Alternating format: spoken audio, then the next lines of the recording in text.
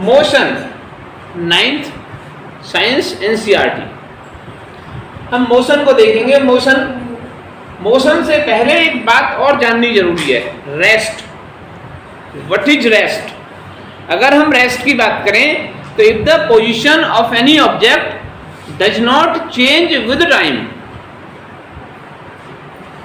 Then it is in rest. आपने देखा होगा पेड़ पौधे, पेड़ जहां कल थे आज भी वहीं हैं। कोई पोल्स है, कोई मेट्रो स्टेशन है, कोई रेलवे स्टेशन है, घर है, इन सब की पोजीशन समय के साथ साथ नहीं बदल रही है।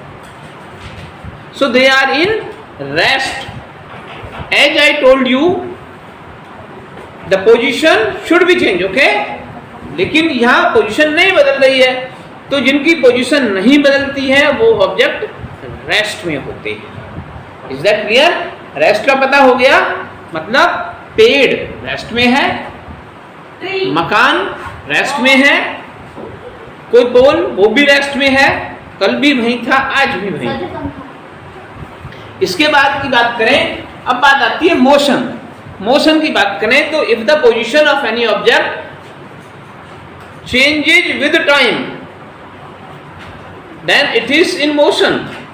यानी कि पोजीशन चेंज हो रही है with time, changes with time. कैसे भाई? आपसे ले लेते हैं, आप कल यहाँ थे, इसी में घर गए, कहीं दुकान पे गए होगे, फिर यहाँ आ गए, फिर 1 घंटे बाद फिर चले जाओगे। यानी कि you are in motion because your position change with time. As I told you कि the position changes with time. जैसे जैसे समय बीते आपकी पोजीशन बदले तो यू आर इन मोशन। देखिए, आप जानते हैं earth revolve around the sun, moon revolve around the earth, buses, car, bike, इन सभी की पोजीशन समय के साथ साथ बदल रही है। So they are in motion. अगर मोशन की और बात करें तो मोशन 2 टाइप की, यहाँ आपको 2 तरह की मोशन बताने की कोशिश की गई है। तो number 1 uniform motion, number 2 non uniform motion.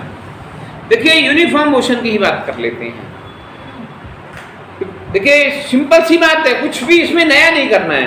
If the position of any object change with time in equal amount in equal interval of time, यानी कि बराबर पोजीशन बराबर समय में बदले, या any object travel equal distances in equal interval of time. अगर कोई object equal interval of time में बराबर दूरी तय करता है, बराबर समय में बराबर दूरी तय करता है, तो इसे क्या बोल सकते हैं आप? इसे कह सकते हैं यूनिफॉर्म मोशन। अगर यूनिफॉर्म मोशन का एग्जांपल की बात करें तो अगर आप हाईवे पे जा रहे हैं, आप हर 10 मिनट में 10 किलोमीटर तय कर रहे हैं, फिर 20 मिनट में 20 किलोमीटर, ओके, यानी कि 1 मिनट में 1 किलोमीटर आप 60 की स्पीड से जा रहे हैं, कांस्टेंट स्पीड से जा रहे हैं, तो you are in uniform motion. Is that clear? Example समझ आ गया कि नहीं आया? इसके बाद बात करें हम यूनिफॉर्म मोशन की बात करें तो यूनिफॉर्म मोशन में जो ग्राफ होगा वो बिल्कुल इस तरह का होगा। ये ग्राफ होगा uniform motion, uniform motion, okay. इसमें साफ साफ देख लेते हैं, इधर टाइम होगा ये और इधर डिस्टेंस होगा। ये यूनिफॉर्म मोशन का ग्राफ है।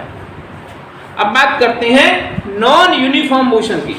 नॉन यूनिफॉर्म मोशन की बात करें तो आप देखेंगे नॉन यूनिफॉर्म मोशन,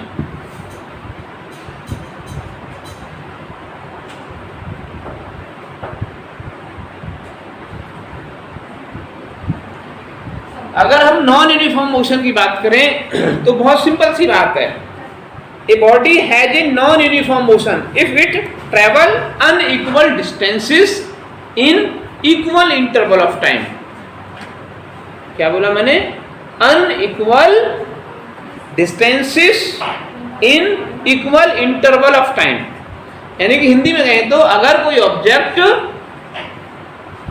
असमान दूरी समान समय में तय करता है, मतलब कभी अब जब आप क्राउडेड रोड से जा रहे होते हैं, या तो ये कह दें या आप कह सकते हैं कि किसी भी बॉडी का ऊपर से नीचे गिरना, इस तरह से अगर हम गिराएं तो ये भी क्या है, ये भी नॉन यूनिफॉर्म मोशन है। इस तरह से किसी ऑब्जेक्ट को ऊपर से नीचे भी छोड़ा जाए तब भी हम नॉन यूनिफॉर्म मोशन कहेंगे, क्योंकि इसके जो मोशन है वो हर एवरी सेकंड चेंज हो रही है। Is that clear? तो दोनों एग्जाम्पल समझ आए कि नहीं? अगर इसके एग्जाम्पल की बात करें, इससे ग्राफ की बात करें तो वही पुरानी बात है, डिस्टेंस है ये टाइम हो गया, इस तरह से चलेगा।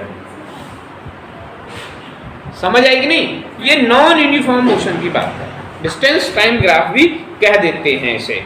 Is that clear? Is that clear? दोनों का एग्जाम्पल समझ आ गया? भाई यूनिफॉर्म मोशन का एग्जाम्पल क्या था? अगर आप किसी अच्छे हाईवे पे जा रहे हैं और आप एक समान स्पीड से जा रहे हैं लगातार, लेकिन अगर आप क्राउडेड भीड़ भाड़ युक्त जगह से निकल रहे हैं, सड़क से निकल रहे हैं, तब आपकी जो मोशन होगी वो नॉन यूनिफॉर्म मोशन होगी। Is that clear? इसके बाद इसमें नई बात बताते हैं जी, इसमें नई बात है, ये बहुत ज्यादा अच्छी बात है, आप इसे ध्यान देखेंगे। स्पीड की बात करते हैं, किसकी? स्पीड। ध्यान देंगे, स्पीड हिंदी में चाल भी कह देते हैं इसे, चाल। स्पीड को हिंदी में चाल कहते हैं। और हम स्पीड की बात करें तो बहुत सिंपल सी बात है, बहुत सिंपल सी बात है, आप सीधा सीधा भी कह देंगे ना तब भी आपको स्पीड पता हो जाएगा। मैंने कहा distance travelled by any object per unit time, सीधी सी बात तो वही है, distance travelled by any object per unit time. Is that clear? यानी कि एकांक समय, प्रति एकांक समय में किसी वस्तु के द्वारा चली गई दूरी तो क्या बोलते हैं? चाल बोलते हैं, स्पीड कहते हैं। Is that clear? फिर से बोलूं मैं, द डिस्टेंस ट्रेवल्ड पर unit time bye any object is called speed. Is that clear? Yes sir. अगर इसमें और बात करें इसमें तो सीधा सीधा इसका फॉर्मूला हो जाएगा जी, स्पीड इक्वल टू होता है डिस्टेंस अपॉन में टाइम। क्या होता है? Speed equal to distance upon time. इसकी एसआई यूनिट की फिर से बात कर लेते हैं। एसआई यूनिट होती है, क्या होती है इसकी? Metre per second. Is that clear? SI unit metre per second होती है स्पीड की। ये स्केलर क्वांटिटी होती है। कैसी क्वांटिटी होती है? स्केलर क्वांटिटी होती है। ओके, ये स्केलर क्वांटिटी है। तो स्पीड के बारे में हमने तीन बातें पढ़ी स्पेशली। एक तो speed equal to distance upon time, number 2 SI unit metre per second, और number 3 it is a scalar quantity. Clear आई बात समझ की नहीं? हम यूजुअली इसको ऐसे भी कह देते हैं, speed v equal to S upon में टी। v स्पीड है, s डिस्टेंस है और t टाइम है। यहां तक की बात क्लियर हुई आपको कि नहीं? बिल्कुल क्लियर है भाई। इसके आगे की बात चलते हैं, आप ध्यान से देखते रहिए, सुनते रहिए बिल्कुल।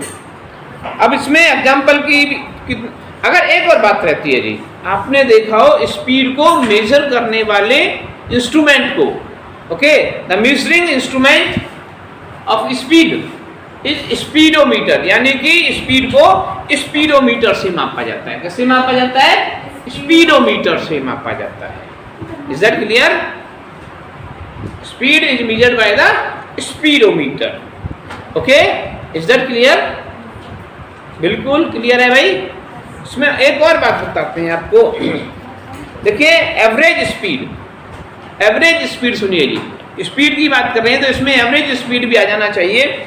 एवरेज स्पीड यानी कि total distance travelled divided by the total time taken. क्या बोला मैंने? टोटल, मैं लिख देता हूं,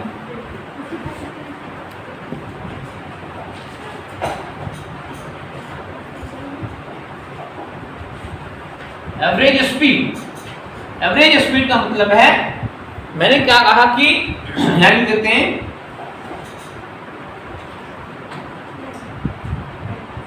टोटल टाइम टेकन बचे